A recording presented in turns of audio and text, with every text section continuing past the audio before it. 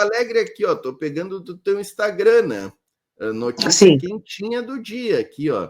Escandalosas irregularidades na SMED, que é a Secretaria de Educação de Porto Alegre, né? Que denunciamos, né? A Sofia escrevendo no portal dela, junto com o vereador Jonas Reis, continuam sendo desveladas. É crime atacar a educação e tirar das crianças a possibilidade de estudar. Polícia Civil indicia o filho do prefeito e mais 23 por fraudes na Secretaria da Educação de Porto Alegre. Além de Pablo Melo, também foram indiciados o ex-vereador Alexandre Bobadra e a ex-secretária Sônia da Rosa.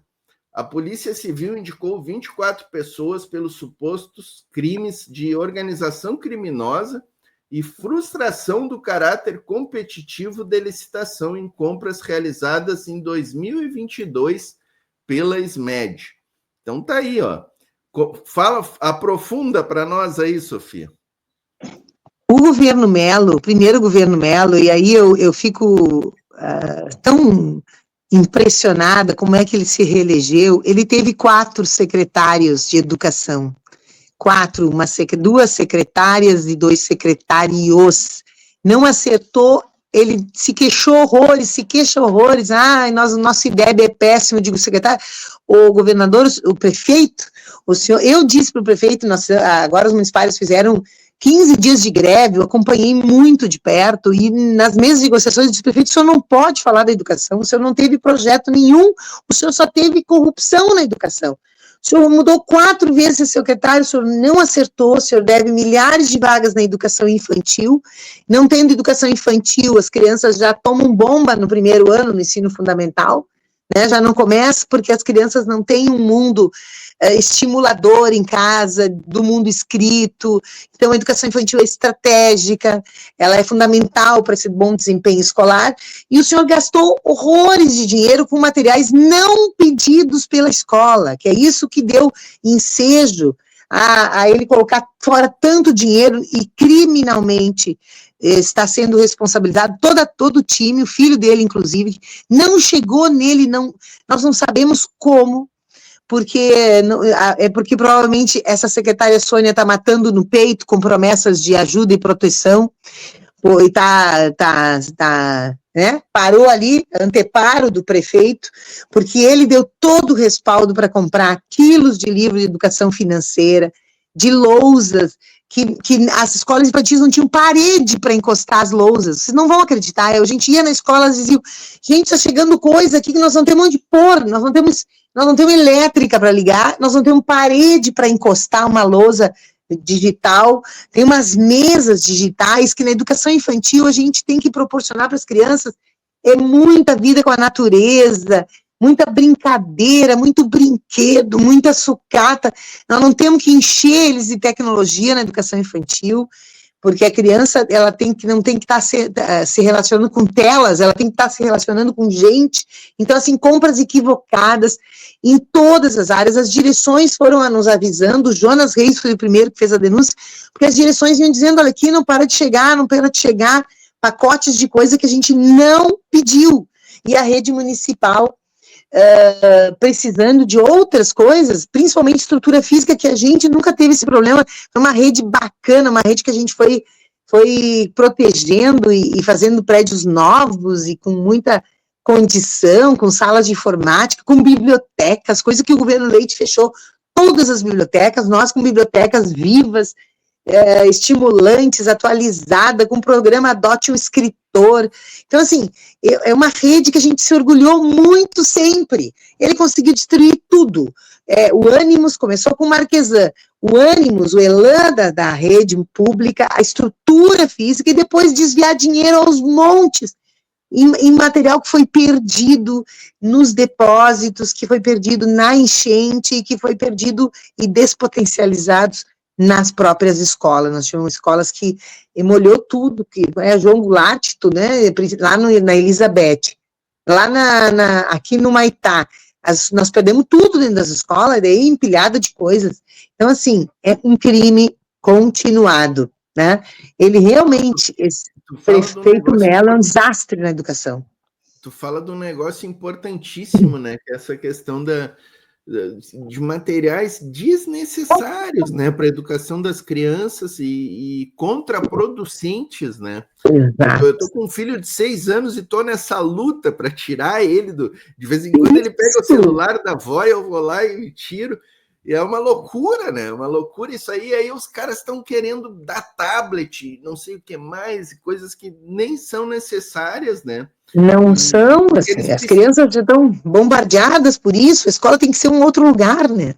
Exatamente. Para ajudar as famílias, inclusive.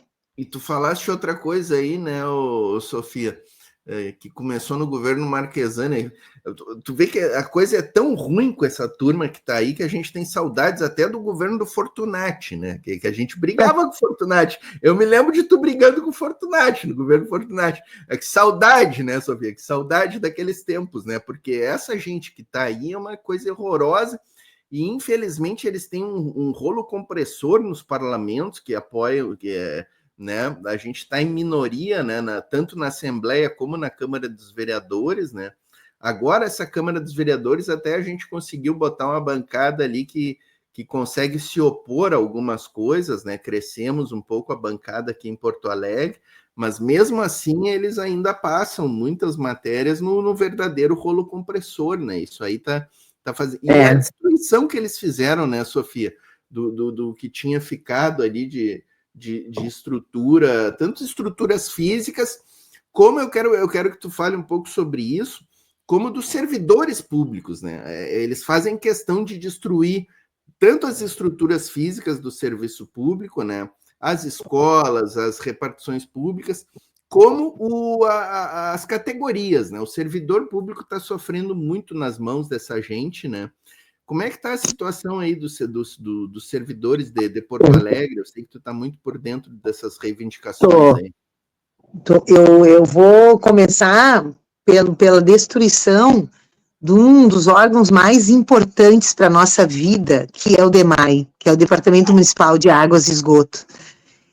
O Melo, ele conseguiu, o Marquesan, nós fomos muitas vezes no Tribunal de Contas dizer que o Marquesan estava se imiscuindo na gestão e na autonomia do DEMAI, não estava deixando o DEMAI comprar os insumos básicos para ter água no verão, para ter água tratada. Então, eles, assim como o Melo, não quiseram fazer concurso, não fizeram concurso. O DEMAI hoje tem 1.000 funcionários, considerando os CCs e os estagiários, e nós já tivemos 3.000 funcionários. Então, agora ele quer privatizar o DEMAI, olha, aqui está a nossa luta contra a privatização. Então, eles se dedicaram ao que o Leite tentou fazer, deixa eu mostrar aqui. Aqui o Leite tentou fazer, essa é uma das últimas campanhas, né, do DEMAI Core, Simpa, prefeito Melo não privatiza o DEMAI.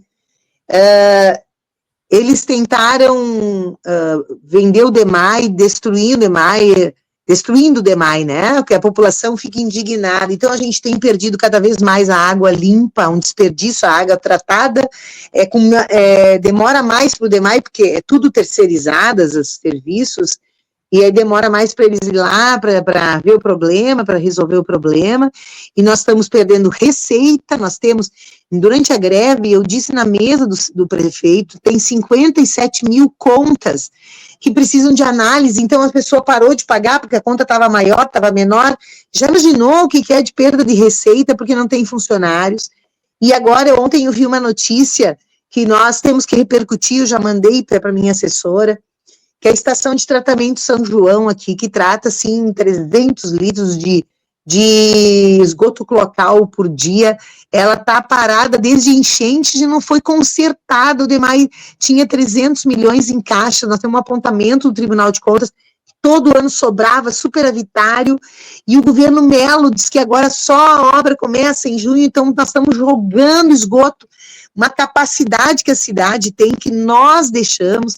O último projeto socioambiental, a nossa cidade ela é diferenciada em relação às outras cidades. Se vocês forem perguntar, todas as cidades do Rio Grande do Sul, nós temos capacidade de separar 80% do esgoto pluvial do cloacal e tratar tudo isso.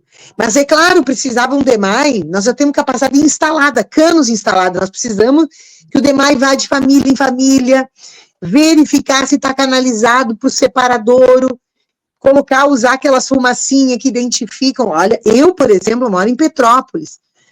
Eu amo esse tema porque é a nossa água. Por que nós continuamos sujando a água do Guaíba se nós temos que colhê-la, tratá-la para ir para a nossa torneira? Então, nós temos que ter muito, muito amor e prioridade ao tema do saneamento, tratamento de esgotos, né? Então, na frente da minha casa, eu moro em Petrópolis, tem uma boca de lobo que sai cheiro de esgoto. Aí eu chamo o DEMAI, eles já abriram, já tentaram ver no nosso prédio, porque ali não é possível, Petrópolis tem separador. Então, é a água da chuva e tá algum prédio, algum edifício ali, tá jogando esgoto na água da chuva.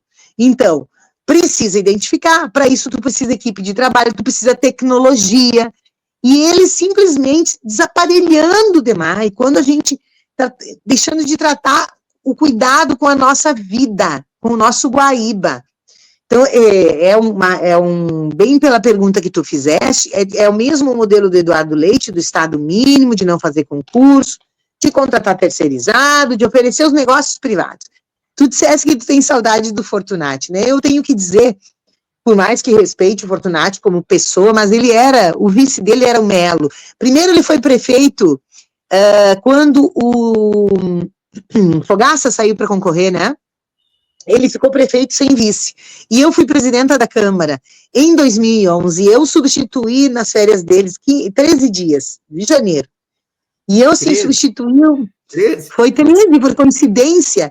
E eu, assim, eu fiz 13 dias incríveis, assim, eu tenho as fotos, as matérias de jornal desses 13 dias, porque, claro, deu crise do lixo, que era início do ano, sempre começa aquela chuvarada, né?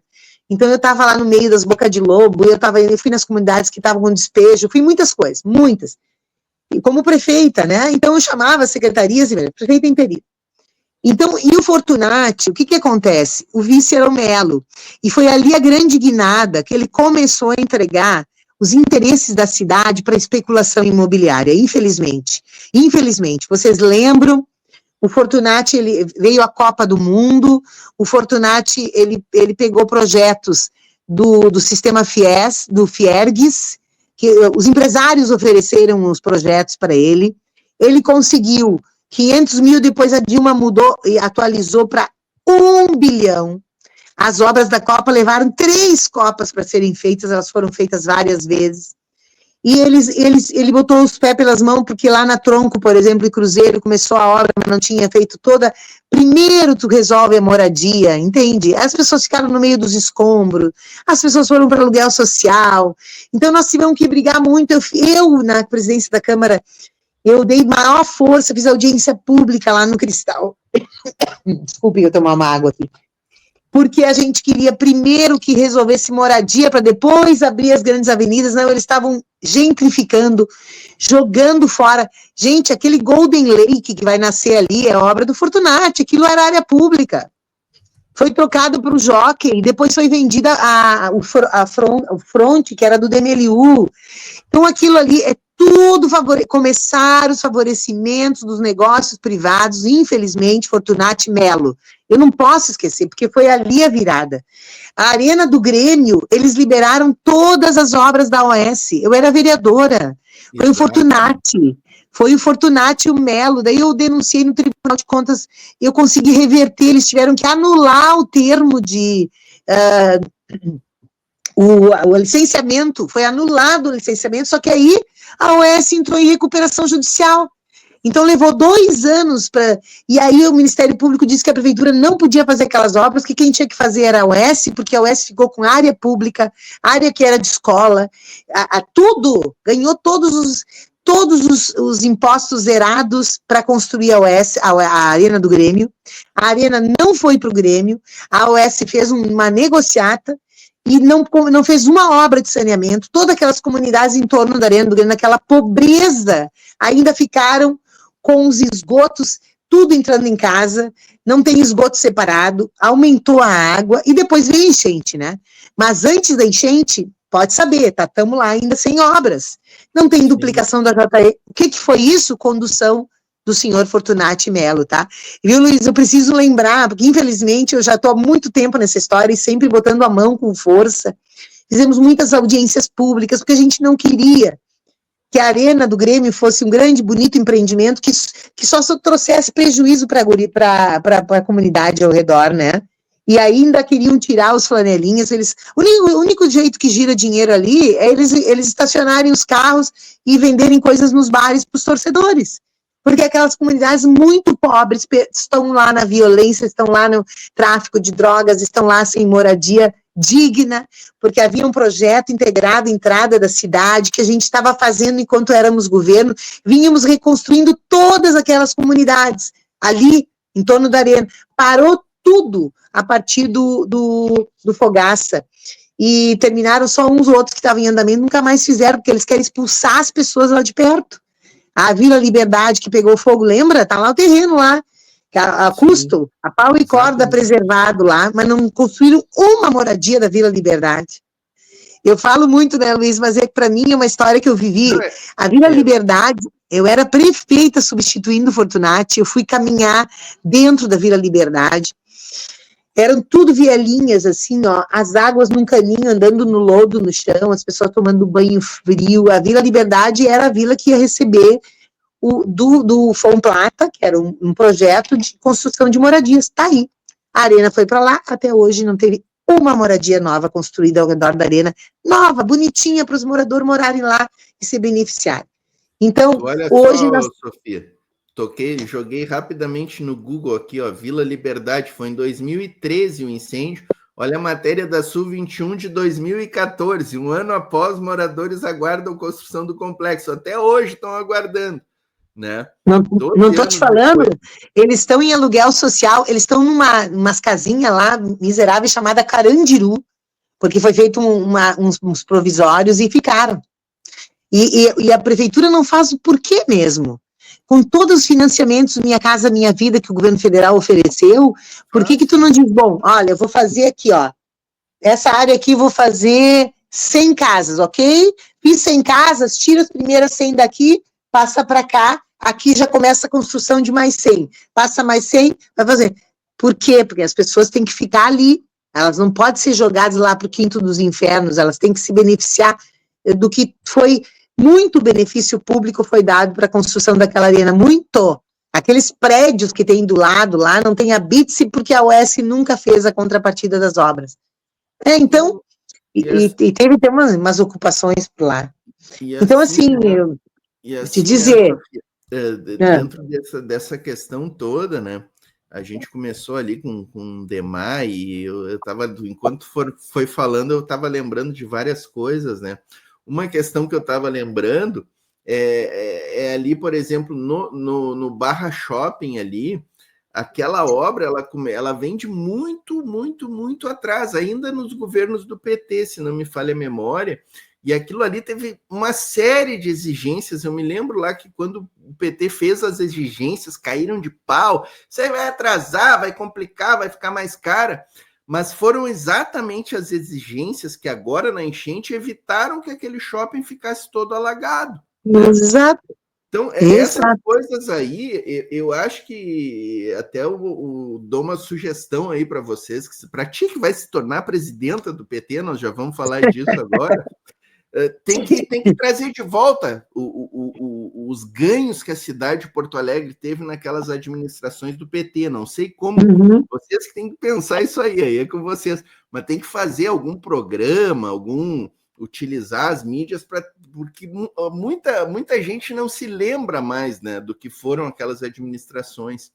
E outra coisa que eu queria colocar, né, tu estava falando do DEMAI, do sucateamento. Isso aí é a estratégia clássica que eles usam, né? Eles pegam... A Carris, para mim, é um grande case, né, dessa estratégia deles. Tu pega uma empresa de transporte público centenária, que nunca tinha tido prejuízo, todos os balanços positivos, uma referência mundial de transporte público, tu sucateia ela, acaba com os servidores, não contrata, reduz salário, tira cobrador, faz tudo que eles fizeram, e aí ela começa a ter prejuízo, ela começa a funcionar mal, começa a ter reclamações dos usuários, e aí tu vende ela. Vende não, entrega, né? Tu entrega ela bem baratinha. é o mesmo modelo que o Leite adotou com a CE, com a Corsã.